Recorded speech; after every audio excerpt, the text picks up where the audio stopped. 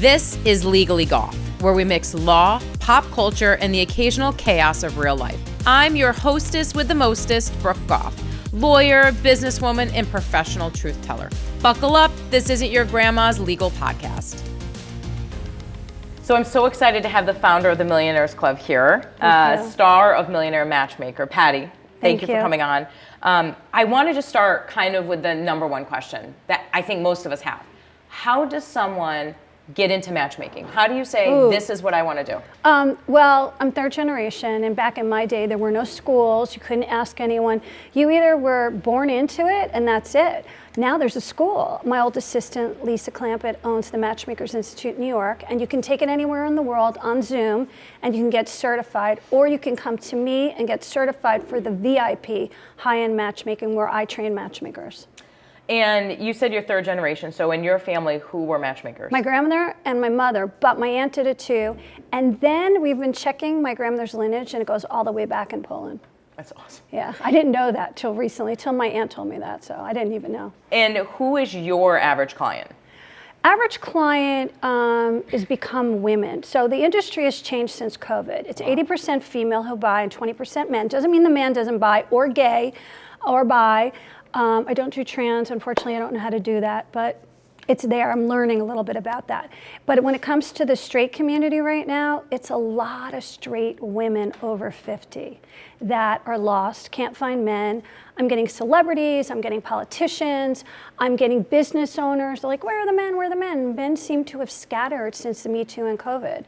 So we have our recruiters on the ground, we have a large database, and we fix them up. But that doesn't mean men aren't coming in, it just means men have more access. They have OnlyFans, they have Instagram, they have TikTok, they have their secretaries online looking. So they're not, they control the board right now, unfortunately. Is that really what you see with men in like corporate America? You see them literally having their secretaries? Well, look at the Epstein files. Hello, have you met yourself? Come on.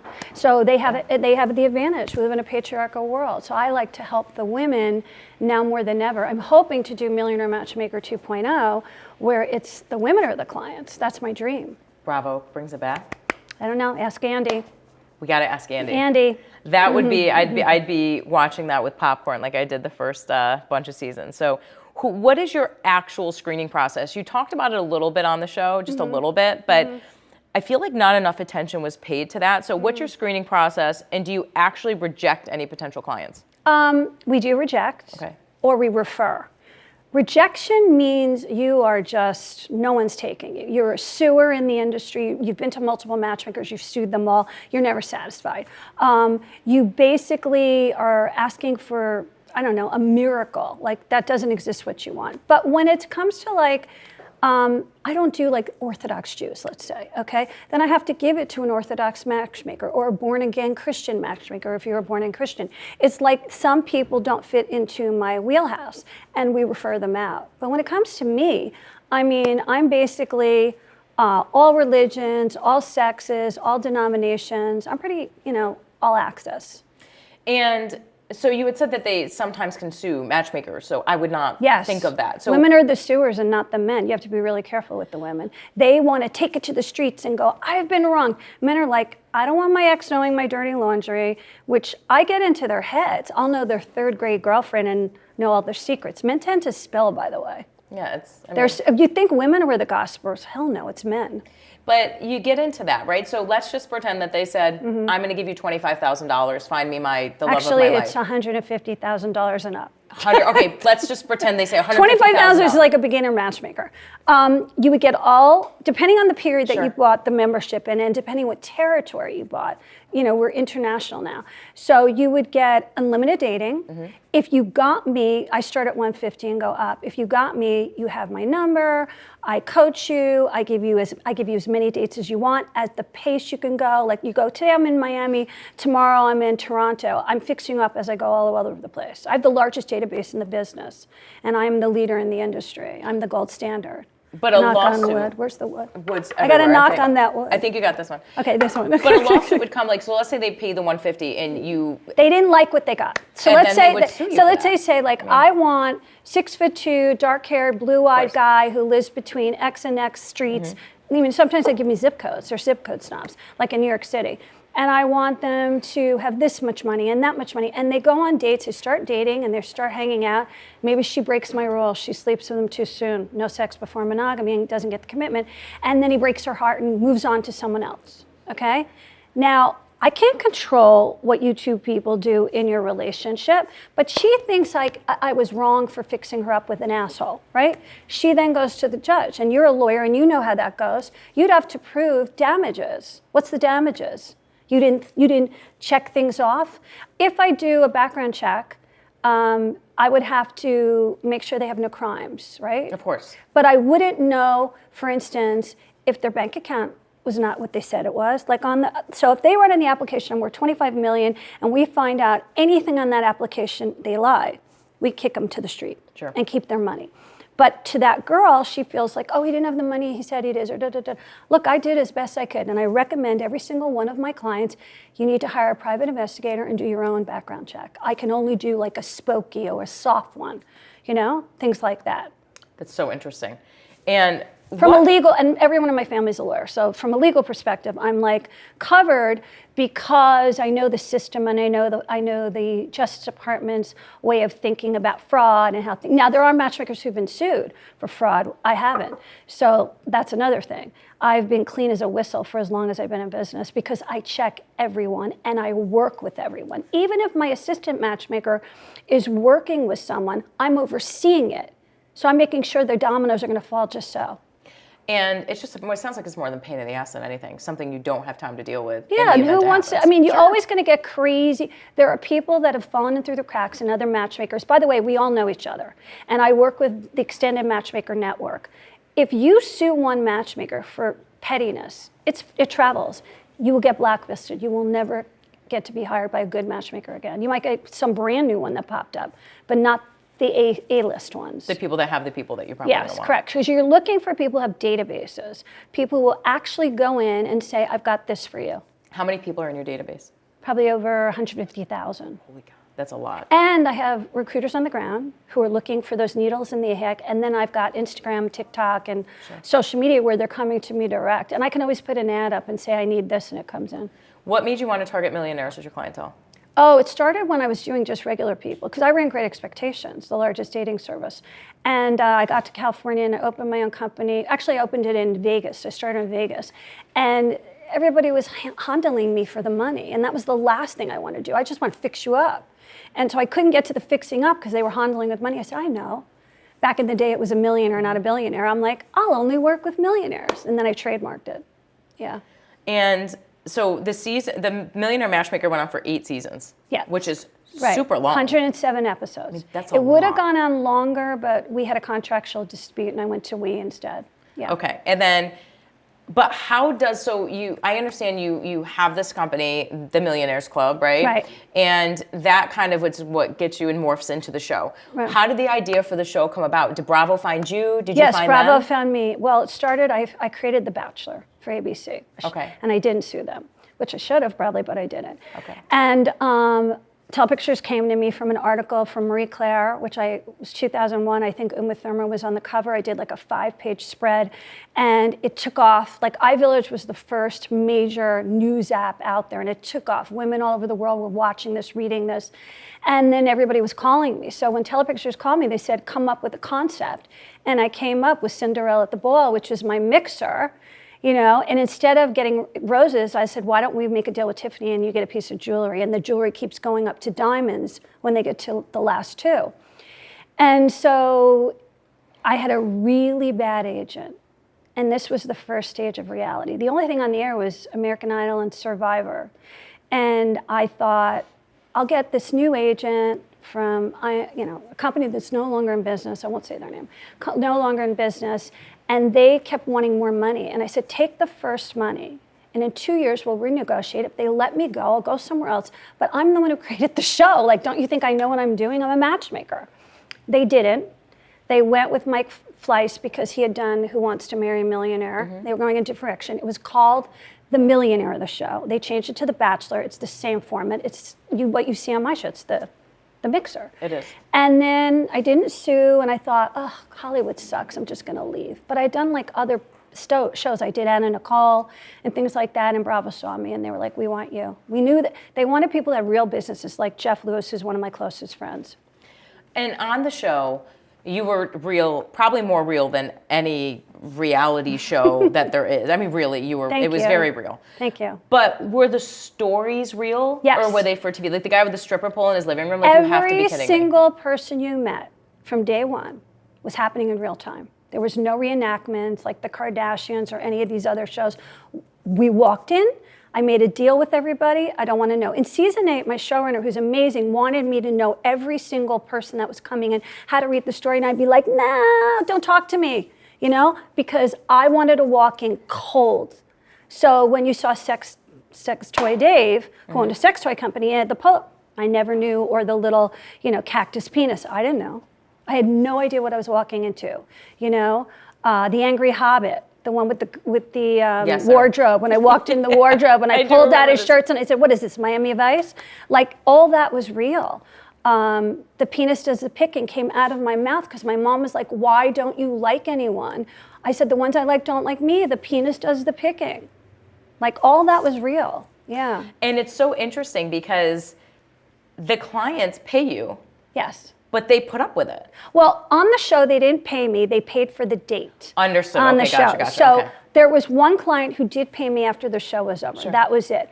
But funny enough, I would get calls from their mothers saying, you got my son married. I'm like, what are you talking about? I didn't fix him up other than the show. And they go, no, all the wisdom you trained him on, he'd go off and find a girl and said, Patti said no sex before monogamy. We can only have a true drink maximum. Like, they started to follow my rules, and then they got married. And all the mothers would write to me and call me and say, thank you for getting my son married. So let's talk. I feel like the show, your rules kind of came out, but they weren't all at once. It'd be like if somebody broke something. So what are Patti's rules? Well, I mean, it's no sex before monogamy. If you want to get married or you want to get serious. I don't agree, like, no bling, no swing, but I'm not Mormon. We're not, you can't have sex till you're married. It's nothing like that. I believe that you've got to spend some time with the person, get to know them. Now we know there's narcissism and we know about love bombing. Back then we didn't know that. So there's a lot more I know now than I didn't know then. But no sex before monogamy, 2 drink maximum. Definitely, letting the man lead. I know that sounds like anti-feminist, but a woman is most potent when she's soft and still. Now, a lot of people are going to come for me on this. I don't want conservative Republicans and Democrats, lefties, leave me alone. This is about science, okay? So when you're listening to a man and he shows you who he is, pay attention. Especially after 6 months. A man knows in 72 days whether he wants to marry you. This is all science. When you sleep with him, you get oxytocin bonded. He does not. He can get up and, go in the other room and watch the football game. You will be like, come back to bed and nurture me. He doesn't feel that way. His testosterone goes like this the minute he, climaxes. So there's that. How does he fall in love? Through vasopressin. How does he fall in love for vasopressin to get to oxytocin is when he does things for you. He builds those shelves. He cooks you dinner. He does stuff for you. So you stop taking away his role and becoming the mother. The more you mother him, the less he'll be in love with you. And now we found out, this is the worst thing because I love to cook. They found out the women that cook get less. This is all science. We are now studying the alchemy of attraction. The rules haven't changed, just the technology. But the biology is staying the same. The problem is we're not paying attention to the biology because we're taught like it's anti-feminist to do that. And that's not what it's about. So you're saying, when they say make a man earn it, that's when he falls in love. 100%. So not a bitch, not being a bitch. A lot of women online on Instagram and all things, they're like, oh, I'll be a bitch and he'll give me more. Like princess treatment, which is the new thing. No, it's not about that, Black Cat Theory. But if you look at Black Cat Theory versus the Golden Retriever, the Golden Retriever is like, you want that. You want that guy to give to you and love you and cherish you and take care of you, where the Black Cat, like, I hate to say this, but Leonardo DiCaprio is a Black cat. I'm praying right now he's not with his girlfriend, Victoria Black. She's getting the upper hand and they will eventually get married because I'd like to see him married. But a Black cat is somebody, male or female, who controls the board. Let the woman control the board for a change. Why is it always the man? But how does a woman do that? A woman does that by not chasing. Those who chase don't attract. That's the biggest problem. We're taught, I'm every woman. Back in my day, that was like, we could do it all. We could have it all. We could be, take care of the kids and go off to work and, everything's going to fall in our lap because we're every woman. No, it doesn't going to work that way. Your adrenals are going to crash right before menopause and you're going to end up getting an autoimmune. That's what's happening. You have to study the biology. And that's where we made the mistake, I think, in dating. Our parents did not teach us that. Our mothers did not teach us that. Our mothers would teach us, be indispensable and he'll love you. F no. But that's what you teach people. That's what people are paying for. What, to be indispensable? No, you're teaching people what, especially women. It sounds no, like. I'm not. When I fix a woman up with a man, even if the man has less money, let's say she's dating down, which I don't always recommend because it never works. A man feels insecure about that and will leave eventually. But let's say because there's too much of a dichotomy. But let's say she's dating down. I tell her, pull back. If he has to take you to Olive Garden, let him take you to Olive Garden. What's the big deal? They have great salads. They do have good salads. Amazing salads. Breadsticks too. Right. So I'm just saying, why is it you have to have the upper hand, get the private plane, get the 5-star vacation? Eventually he's going to be like, this is great for 6 months, but it's not making me feel good because I can't have what you have because I don't know how to get there. And there's too much of this. Now, I'm not saying for every couple that works. Usually we have found the women that have surpassed the man in that way, they got a lot of testosterone in their blood. And the male has a lot of estrogen in his. We've studied this, the science. And unfortunately, not every couple can be like that. Most women go, I dated him for 2 years and he left me. Why? Well, I made more money, I was more successful, and it intimidated him. I had that the last relationship I ever had, by the way. So we've covered the science. Right. And by the way, a lot of it has to do with detachment. Don't get attached. Date like a man. Date a pair and a spare. Women. Yes, date a pair and a spare. In Becoming Your Own Matchmaker, my book, it teaches you how to be your own matchmaker, your own advocate. Dating a pair and a spare is the best thing you could do, 3 people, and they'll rotate all the time. But the more you're busy and the more you're fulfilled in your own life, which we've now known, there's a whole boy sober movement. 18 to 45-year-old girls are saying, unless you equal or better my peace, okay, I'm not going out with you. One guy hurts them, they're like, that's it, I'm done. Prove to me you're going to take care of me, provide for me, you're going to be there for me, have my back. And if you can't do that, I'm not getting out of the house with my hair and makeup and all that because it costs a fortune to date. Getting ready for a date is expensive for a woman. And you're saying a pair and a spare. So you're saying to prevent yourself from, being clingy, chasing, detached, if you have 3 people that you're dating, it doesn't give one of the people more time and it doesn't send the wrong message. But it's fascinating, actually. But it's like, okay, the first seat is always going to be the guy that you want. Can't wait for the phone to ring. Okay, the second is the cusper. Maybe he's too short, maybe he doesn't make as much money, but whatever it is, you have a good time with him and you can do things together. The third is the friend. I'm never marrying him, but he's cute and I can take him to my sister's wedding. They'll rotate all the time and you're busy, your life is filled. And then there's days you want to be home and, watch your favorite TV show, like Tell Me Lies, you can't wait and your girlfriends can talk about it, or watch The Bachelor or whatever. Or Millionaire Matchmaker for that matter. And, on repeat on Netflix. It's on Netflix. It's on Netflix. Okay. 3 seasons on Netflix. Hopefully they buy more. But, you have your downtime, your alone time. People forget. I said to my girlfriend last night, I need some alone time. I've been out, doing work 6 nights a week this week. I'm exhausted.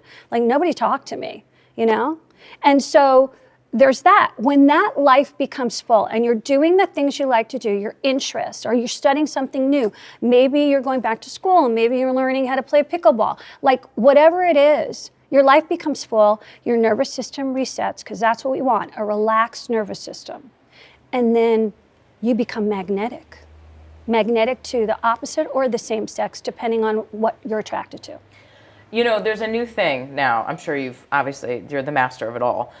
This try it before you buy it idea is becoming more and more, less and less followed. They used to say, don't get married until you try it. And now the new thing is don't get married. Yes, don't get married, let's try it. Now they're saying get married before you try it. That's the new thing that people are doing. Get married before you try it? That's what you're starting to see with younger people, that they're waiting till marriage. Oh no, marriage is 29, average age. Up.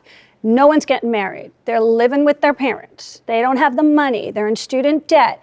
They're not exactly ambitious. It's a very different generation. And there's no shame they now feel with living with their parents. In my day, if you live with your parents, you were a loser. You live on the floor with 5 girlfriends on cots before you live with your parents.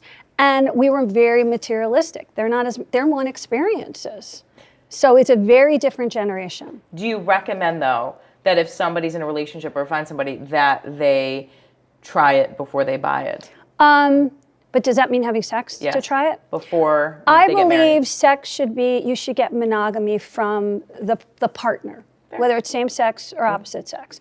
You get the monogamy, you commit, but then in the lesbian world, right, we see that they commit really quick. And I'm always U-hauling is what we and call it, yes. I know I didn't want to say that, but a lot of my girlfriends who are lesbians, I'm like, you just go to a party and you have this illusion of what they're like. You created this fantasy in your mind. You're like, oh my God, she's it. And then 6 weeks later, it's over. And I'm like, that's because you never looked under the hood of the car. So I believe in looking under the hood of the car and, checking, whether the oil works, there's gas in the car before you start to leap off a mountain. So just do your homework. Things, everybody can get deceived. Don't feel bad if you met a narcissist along the way and you got deceived. Everybody, the slickest person on the street can get deceived. What's your success rate? 99%, and I still have that to this day. And was that on the show too? Mm-hmm.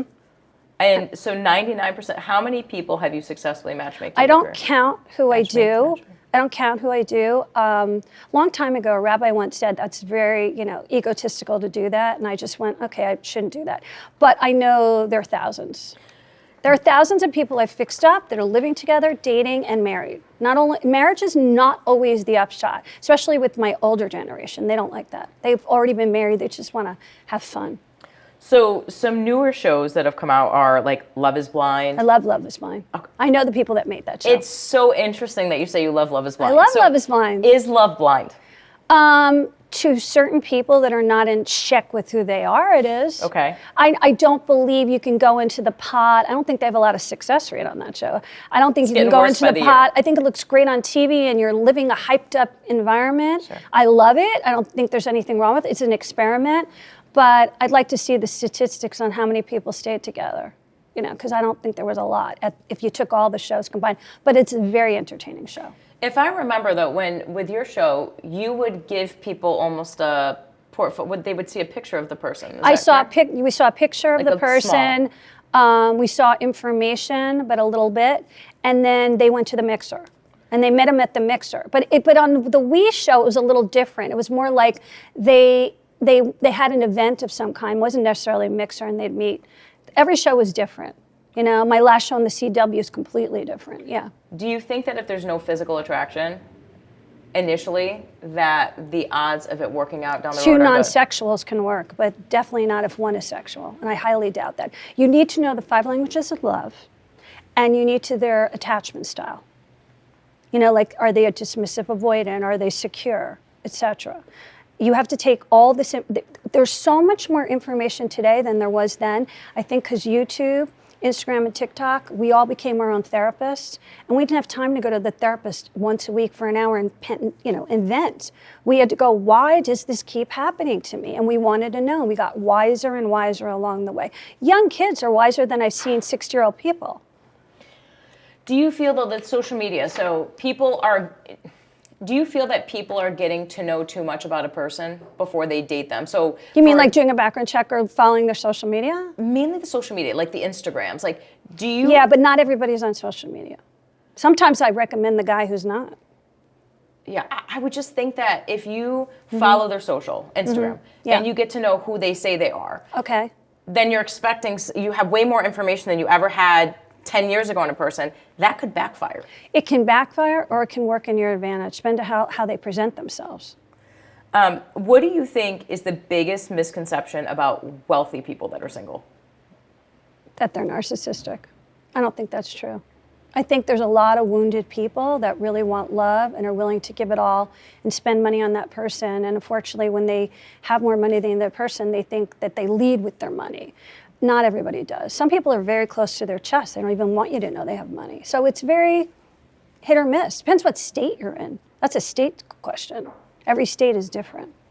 What do you, though, so people that have money, right? Mm-hmm. They're afraid, like, do you find that a lot of people are afraid that people only want to date them because of their money? That is true. But That's then still again, true. they lead. That still is true now. Yeah. So, I mean, it's not ideal, but would you rather have money or not have money? Nobody wants to be poor. Sure. So, almost like you need balance in that department. You can't be too in their face. Like in Hollywood, they're so showy here, right? But if you went to Connecticut, they wouldn't be as showy. They live in nice houses and stuff, but they're not, sometimes the richest guy in the room dresses like a slob. I've said, what are you wearing? Like, I need to redo you. And I can't believe how much money they have. They just have no taste. And we saw this on your show. Yes, but this is in real life too. Like when I go to the houses and I'm redoing wardrobes on a lot of the men, I'm always like amazed. Like, who dressed you? And then I'm like, didn't your wife know you dressed like crap? My friend went to a golf tournament last weekend in Arizona with her boyfriend, and everybody was dressed to the max, and he was in his little slides and his slappy shorts, and she was mortified. Mortified. Do you think money makes people more confident or insecure? More confident. Men and women, would you give the same answer? Both, yeah. And so in the show, you were known for giving tough love to people, right? And looking back, do you regret moments where you were super blunt? Like, do you regret how blunt you were at all? No, but I don't think I could be. This generation is too sensitive. So I would have to be, like on the CW show last year, I was way sensitive with everybody's needs. I mean, I really every person cried on the hot seat on my shoulder and wailed, all different ages, all different ethnicities. I don't think I could be that brutal in recruiting or I ripped you a new one. Because I was telling them, like with the redhead thing. Yep. I was telling them what men are thinking. My best friend's redhead, okay? Like I don't hate redheads, and I was red for 2 years. I'm telling you what men are thinking. They like straight hair versus curly hair, although it's changed a lot now. But back then, what I was saying was what they're thinking. Like, to Trisha Paytas, who hates me probably now, and the world hates me for that. But at that time, we were brutal. We were in-your-face television. Like Teresa flipping the table. It can't be that way now. You'd have to be way more sensitive, I think. And why do you think that is? Is it generational? It's weird because I'm getting the kids watching me on Netflix and they're wanting that in your face. But I think if I did it, some person at some low-level outlet or Instagram is going to, go crazy and viral on me and go, Patti Stanger said this awful thing when I was trying to help the person. Because the one thing they have to forget, I don't care about fame. I care about helping you. I'm here for God. Credits in heaven, okay? My job is to get you what you want. So if I have to be in your face like a drill sergeant, and because I have 42 minutes to tell a story, I'm going to be like, let's go. Mm-hmm. They may not like it. It might be New York style to them, but I'm direct and I get the job done. Now, they could wail and complain for days on end. We're not going to get anywhere. So they may not like it. But I'm noticing the kids, really young teenagers, 15, 16, are watching me and going, I love this. Because they don't have that on TV anymore. Yeah. They don't have that on YouTube, in-your-face TV. Well, it's all very much watered down. Yes, everybody gets a trophy. Everybody calm down, zen, zen, zen. And I'm like, well, nobody's getting what they're wanting, Do you find it easier working with successful women or successful men? Oh, that's a good question. Successful men. It's way better than women. Women are tough. I love women because I'm a woman and I know what they need, but man, they ain't easy. But I'm good at it. Men are 10 times easy. What do you got? What do you got? Okay, give me 2 girls and I'm out of your way. Women want to talk about it all day long. I'm like, dude, I got to get back to work, Yeah, and what do you find? So do you find, though, successful men versus successful women have more realistic expectations compared to men, or would you say both are kind of aligned? Back in the day, the men were crazy. Their expectations were off the chain. Now they're a little bit more together, and women are a little crazier. I would say they swap places. Yeah. So a big thing that on your show, with a lot of the men wanted younger women. Oh my God! And you would beat them hello, up. Have you met George Clooney, Brad Pitt? Who is not dating a younger woman in Hollywood? Somebody dating Leonardo DiCaprio. Who's dating age-appropriate women? Not a lot, right? Sure. I mean, actually, Jeff Bezos is probably the only one, but there's not a lot of them. And do you find that with women now too? That women want younger men? Women want younger men, and they want a lot of them will take older, but they got to be in shape. They got to look good. Most good-looking women, 45 and up, want like a little bit younger and a little bit hipper because they've got a lot of energy in them. And with the matchmaking stuff, so after your show started the revolution, because then all of a sudden, there's Indian Matchmaker, there's Jewish Matchmaker. That was my production company for my last show, IPC, yeah. I love her, by the way. And Jewish Matchmaking. They did both, yeah. But my question is, is it important, I understand you service pretty much everybody, unless it's something you really can't do. Like you said, Orthodox I can't, Jews. In other words, I had a Buddhist thing recently, and I go, he was leaning like Richard Gere to Buddhist. Like it was almost like he wasn't like he's a person and he does Buddhism and he didn't care if the girl didn't. He wanted a Buddhist white person, not Asian, bless you. And I was like, I don't really do this. So there's, since your show, which started it all, there's been spinoffs. Yes. Jewish Matchmaker, Indian Matchmaker, all of them, which is great, and they're so entertaining. Yeah. But in those shows, a lot of it is around like, hey, if you are Indian descent, you should hire an Indian matchmaker. If you are Jewish, you should hire a Jewish matchmaker. How important is that actually? I mean, I do everything, but like I don't do Orthodox, like I said, and I don't do I was creating this show around a Mormon matchmaker, which we did a pilot and it didn't work for Lifetime, and now I really want to resurrect it because because one of them shadowed me, and I kept telling my manager, and she's like, "Oh, Secret Lives of Mormon Wives are a spinoff, but almost like a fluke because of the swinging." Yeah. And then the other one from Bravo, and I said, "No, Mormons are loyal. They watch television, so I'm working on that. Can I do that? Absolutely. I know a lot about Mormonism. I've studied it. I have Mormon friends, and I created one Mormon matchmaker. She shadowed me on the show, believe it or not. Can I do that? Yes. But if it got too religious, like I had a client come to me, and he's very Buddhist, and he wanted an American Buddhist, not even an Asian Buddhist. I'm like, I don't do that. I don't know where I would look. So I gave him to an Asian matchmaker who can find him the kind of girl that he was looking for, like an American Buddhist, which I don't know where that would be. But you're Jewish, right? I'm not. I'm Jewish. Yeah. And I'm a Zionist for Israel. Okay.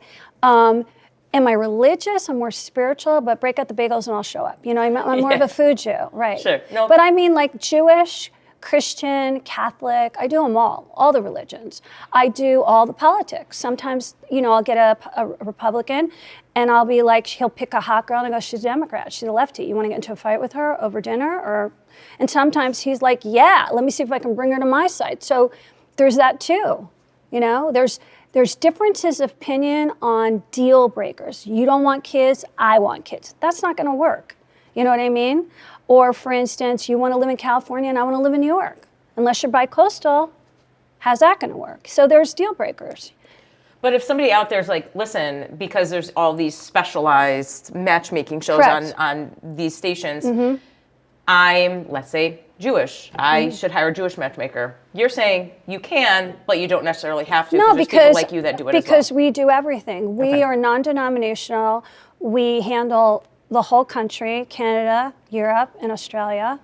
And we basically know where the people are. And you want to go with someone who has a large database. A lot of times people can say, I'm a Jewish matchmaker, and have no clientele in their database. And you're like, well, who are you fixing me up with? They got to first find it, And one would think that social media would actually impact your business because now people are meeting people they wouldn't normally have access to. Actually, I'm making more money than ever. So why? And I was shocked. Well, I merged partnerships with Bonnie Winston, who was another matchmaker on the East Coast. So we made our company one company. We have an office in Wall Street. And after COVID, during COVID, the floodgates opened up. I think it was because people couldn't talk to one another and they wanted pre-screened. When you are wealthy, as much as the apps are great to meet people you never meet, 90% of wealthy people do not go on these apps. They are discreet, to say the least. I deal with really the top 1%. They don't want anyone knowing their business. So they need somebody like me as a broker to bring two people together. And some of the most famous people that you would know, I'm handling. But you just don't know because I don't talk about it. And rightfully so. Nobody should know who my clients are other than the person they date. I mean, I would agree with that. And that's a concern I think a lot of people probably have is you're so public. how do I know she's not going to go talking about them? But I've never talked once about anyone. I made one mistake, and it wasn't my clientele. I went on Raya because I was dating, and I said that Ben Affleck was on. Some talk show host said, "Who's really on Raya?" It was the early days of Raya, and I said Ben Affleck's on there, like as though it was a quality app. Because I don't put the apps down. I actually would love to create the next great app if I had the right hedge and financing. But I said, and they threw me off. So I never talk about anybody. My clients, nobody's going to ever know. Raya threw you off? Yeah, for saying that Ben Affleck was on there. Yet Rebel Wilson said Channing Tatum was on, and they didn't kick her off. So. Raya is the site where you have to qualify. You have to have certain qualifiers. Yeah, you got to get a right? coupon from a friend, a token. They've got to accept you. Probably check your Instagram a lot. A lot of it's based on Instagram. A couple of, like these specialties apps are based on social media, which I find ridiculous because some of the best men and women don't have social media. But let's talk about Instagram. What are some red flags that you see on Instagram? You're vetting somebody. Well, I have a client now who's a little bit too showy on Instagram, and I'm like, stop flexing with your flex. I'm not turned on. Women won't be turned on by that. How many Maseratis do you have to show? Really? Do you feel like Instagram, though, has inflated people's standards, like unrealistically? Because everybo's got filters on. So they expect everybody to look like the filter. Men used to do that with airbrushing on, the covers of magazines. They all think everybody looks like the cover of a magazine. I'm like, and they'd show them person, oh, she's aged a lot. No, she doesn't have airbrushing. She doesn't have a filter. like get real. Or now everybody's getting plastic surgery in their 30s, facelifts in their 30s, because they're trying to keep up with the state of perfection and look natural at the same time. Like, one of the people they've been talking about in the news is Emma Stone. She doesn't look the same, and she's in her 30s. They're getting their eyes done. They're getting their noses done, their lips done. They're trying to look like the little angel doll doll. Which, by the way, makes absolutely no sense to me. And then the men don't really keep up with it. If you see gay men that are gorgeous and you're like, Jesus Christ, switch over to our team. Because the straight men are not keeping up, so the women are looking better and better and better, and the men are looking awful. Like you go on these apps and you're like, how old are you? And have you heard of the word Botox? Like, no, they haven't. But you don't feel like it's always been like that? Don't you always feel like if you see the older couple, the woman always typically looks more put together than the man? If he married someone half his age, yes. But sometimes I'm like, go to Turkey and get that transplant. There's so many things you can do to make yourself look younger, get the neck taken off, whatever. And they're not doing that, and they expect their wives to look perfection, like Jim did with Alexis on OC when she's like, what did you do today? Did you go to the gym? Did you go to the gym? And he's like a fat schlub. No offense, Jim, I actually like you as a person. But I'm just saying, that was the thing. Like, what did you do all day? To make yourself look beautiful for me? That's not the way it is. What about women being attracted to the man, and the man lets themselves go?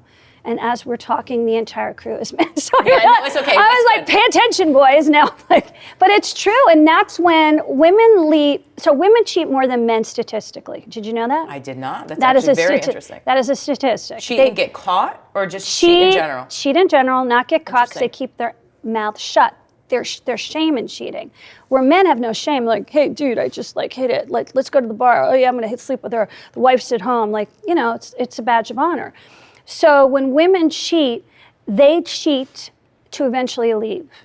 Even if they don't end up with that person, they're like, I don't love my husband anymore, and the marriage is over in the marriage, and then the man is blindsided. But then the man finds the next girl quicker because he doesn't want to feel his feelings because that would put him in pain. And then the woman's like, I was with him 20 years. Yeah, but you cheated. Doesn't matter. He loves me. And he went off with somebody else, his secretary. I always knew he was going to go off with the secretary. I'm like, no, because he doesn't want to feel his feelings. And she was the next girl on the next street over. So there's a lot of that going on too.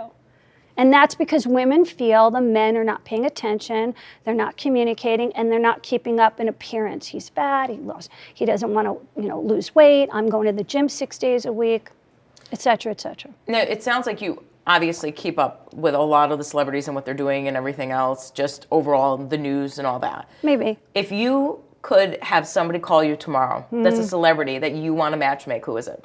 It was Jennifer Aniston, but now she found Jim Curtis, and I'm kind of happy for her. So I love her. It was her. She was the one who I always felt bad for, and she's super spiritual, and I had friends that knew her, and we had a lot of things in common spiritually, but it was her.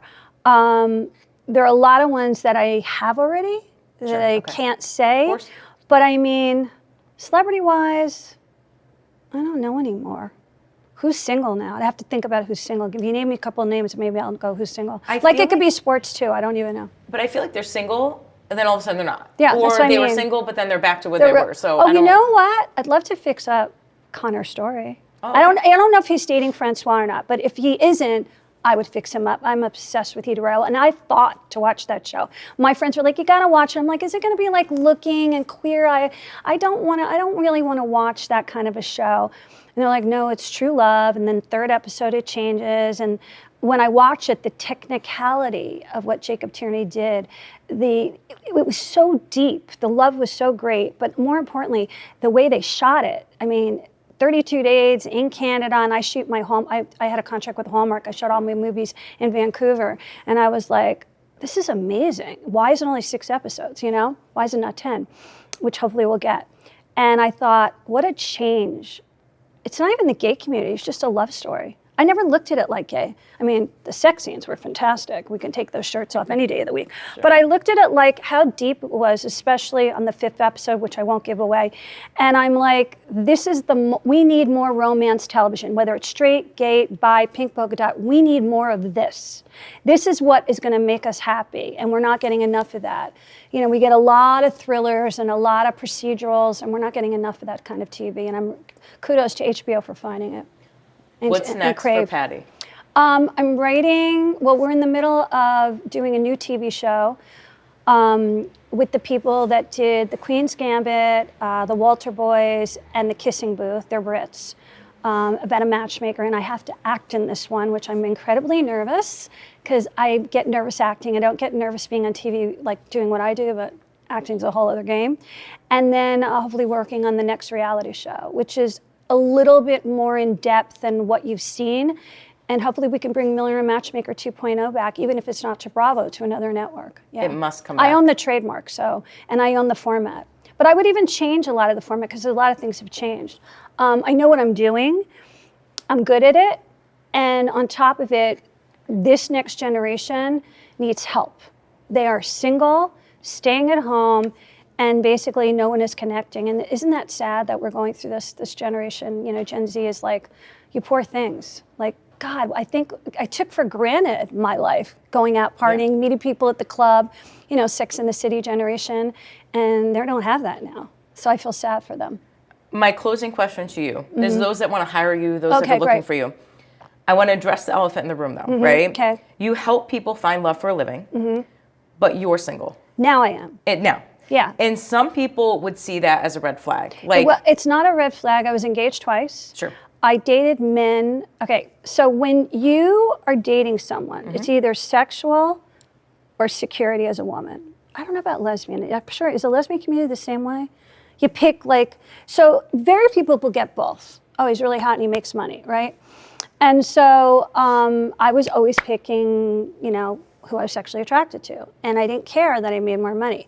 And then this last boyfriend that I had, when we broke up, he was getting nasty, because that's the thing that guys do. They want you to, if they get nasty, you'll break up with them, and then they're not the bad guy. Fair. He wrote me a text message, because he never stayed away from me. He kept calling me. He said, "Listen, I was intimidated by your success," which was weird, because it was almost at the end of COVID, and I wasn't working. I had lost all my contracts. I was making 4 nude shows, and they all went away. One even internationally in Australia, because we couldn't travel. One in Canada, and I said, "What?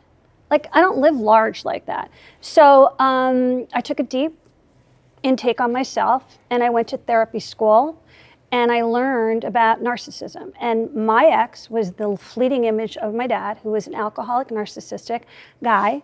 And I went, oh my God. And the eyes opened up and the gates opened up, and I go, I need to work on myself. So I worked on myself for 3 years, and I just started getting it back out there now. Whether or not you judge me, I've had opportunities to get married. I've canceled the wedding. Sure. I won't go with the next person unless it's right. And there's a lot more. I'm like a lawyer now. That's how I am, because you would understand that. Sure. I am checking every single thing in that contract before I step off the street, because I ain't going backwards. I'd rather be alone. And LA is probably the worst town in the world to date. I do not recommend anybody coming here. If you want to be an actress, great, but don't expect love. It is the hardest town, the most narcissistic town. You are disposable here. It is not like New York or the East Coast. So treasure those in Midwest and the East Coast or South or Texas. It's not like that here. And it's tough here. It's not an easy town. And they do not respect age, which is, you know how like in other countries, they respect the elderly? They don't do that here. So you can't age here, you know? So I'm working on myself. I just started dating. A lot of guys like me. Good. They're not the right, I'm not sure that, one of them might be. One of them I'm not sure on. It's a maybe, a cusper. And it's kind of fun. I feel like a teenager again, so it's kind of fun. And do you follow your own rules? Yes, I do. Getting monogamy has never been a problem with me. I don't have sex unless I'm in a monogamous relationship, and I don't drink. I don't drink alcohol, I don't drink. I don't do drugs, I don't drink. I'm super into biohacking and healthiness and wellness and all that stuff. So I like to stay home. I'm kind of a nester, I love to cook. I'm kind of boring, to be honest with you. But I think there's a lot of really good stuff in what you said. Because again, this to some people could be, I mean, you know, you're dealing with millionaires. Like they're a different breed sometimes. I don't date my clients. I have never dated my clients ever. Ever. That is a lawsuit waiting to happen. And we were the first people to have sexual harassment before anyone else. But I mean, potential clients that are coming in, not to date you, but just in general. Yeah. What I'm saying is that some people, you know, they can be petty at times. Everybody can be. Yeah. And for them to say, listen, like, if she's single, how can she hook me up? It sounds like what you're saying is they're two very different things. Oh my God, I've like, it's like crazy. First of all, my business partner, Bonnie Winston, is older than me, and we've been doing this forever. I'm third generation. I have thousands of people with success with, and if you know, I'm sorry if you're gonna judge based on me, but what I do has nothing to do with my personal life and what journey I'm on. My journey is not his journey or her journey. That's ridiculous. It sounds like you just know better. Okay, I'll give an example. So how many rings has Belichick had playing in the Super Bowl? How many rings? Come on, guys. How many rings? 7? No, playing in the Super Bowl. Oh, playing. Oh. None. Yeah. Right? How many rings does he have for winning the coaching? Right. There you go. I think the 7 might have been like right. the only. Don't judge me on that. That's the analogy that a guy in sports would understand. Like, because the truth of the matter is, those who do teach at the highest level don't necessarily make it to the show, right? Right. Isn't that true? 100% Perfect agree. example. And by the way, I've lived with men, had relationships. I just didn't want to get married. Why is marriage the goal? Think about that. That is. Why isn't love the goal?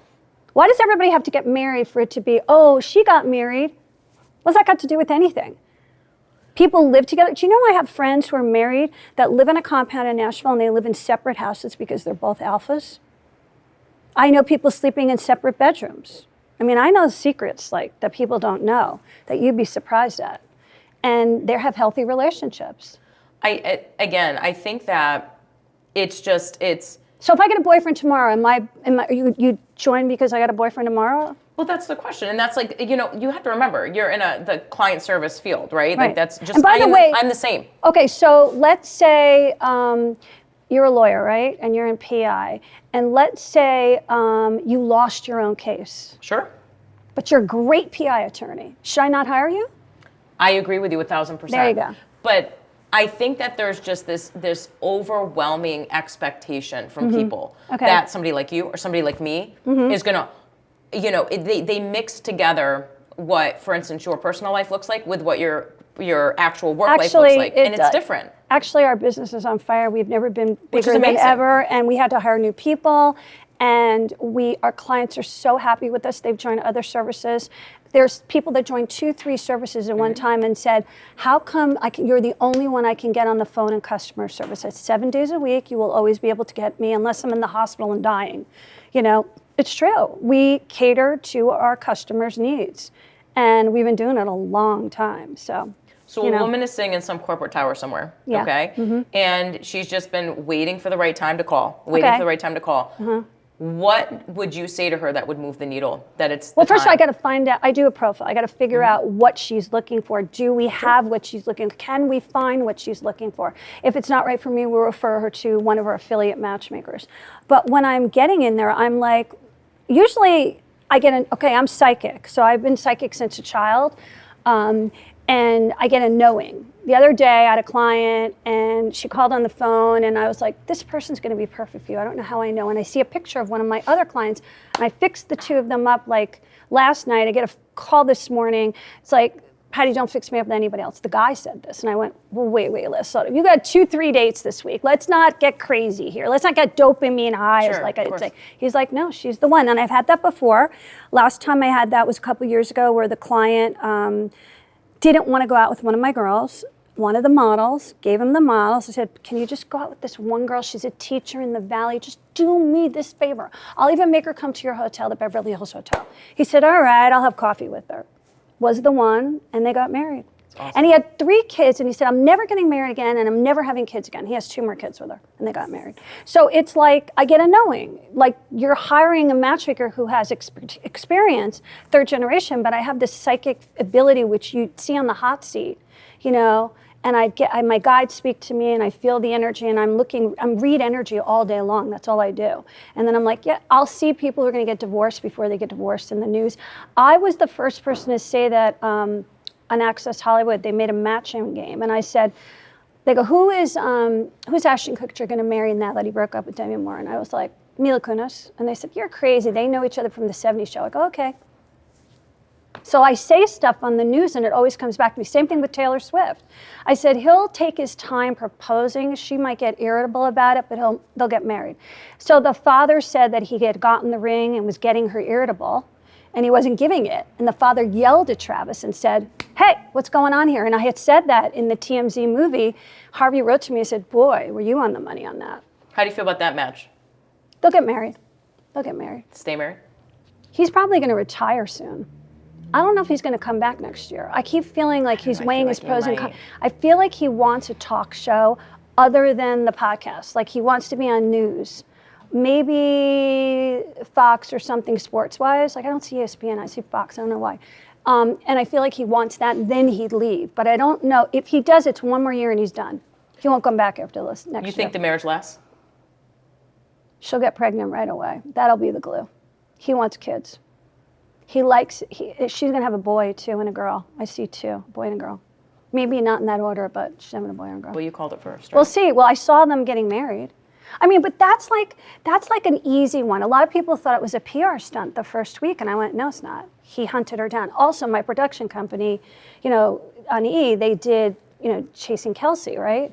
So there was this need to be famous and get someone at the top of the totem pole. Like there was this need. He was hungry. He was a hungry guy. He didn't want just any girl. You know? He got the girl. Well, he had the girl before this for 5 years and never married her. And that's another thing I tell women. No more than a year. You got to walk. 4 seasons and go. What is Patti's legacy?